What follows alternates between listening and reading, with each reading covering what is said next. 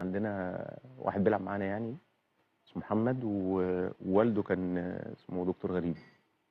فصلى المغرب وبعدين قال لي انت هتعمل ايه يا سيد؟ فقلت له مش عارف. قال لي طب بص، احنا نحاول نتصل باهلك وتيجي تبات معانا النهارده يعني. الكلام ده في اغسطس 89. ماشي.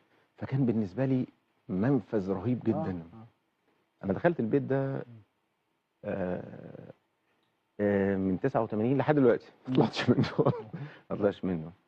بس الحقيقه يمكن الراجل ده ممكن يبقى اي حد ممكن يعمل لك جميل فانت ترده. ايوه. وممكن ترد اقوى. لكن في حاجات ممكن تحصل ما تتقدرش بثمن، ما تعرفش تردها. ليه؟ لانه عمل فيك ايه الجميله اللي هو عملها فيك قوي للدرجه دي؟ عمل فيك معروف صعب جدا جدا جدا انه يترد. اولا دخلك بيته مع اولاده، بقت واحد من الاسره. بعد كده حتى محمد خرج من النادي بعدها بسنه ولا سنتين، بس انا كملت معاهم. الاهتمام والامل اللي كان بيديهولك والتركيز معاك ونجاحك، مع انك لا من اهل ولا من بيت ولا من عيلته. استمر الموضوع معاه لحد دلوقتي. لا خلاص.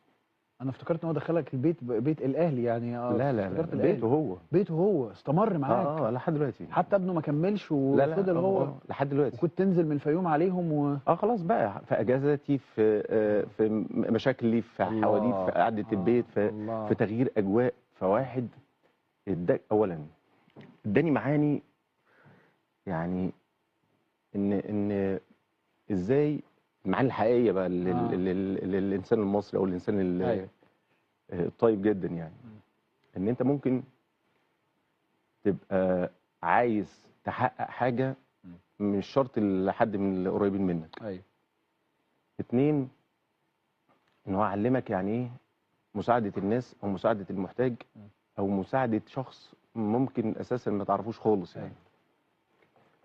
هو توفى في 9/4 اللي فات ده، الله يرحمه. الله يرحمه. ولما توفى يمكن انا حسيت ان والدي مات مره ثانيه. لا حول ولا قوه الا بالله. ويمكن من كتر ما هو كان مبتسم جدا في الحياه، كل ما تشوفه متاثر قوي. اول مره اشوفه متاثر قوي كده. كل ما كان تحس ان هو مثلا يعني كل ما تشوفه بيضحك. بيضحك على طول. ف يمكن ما قلتلوش في حياته يعني ان انا بحبه، بس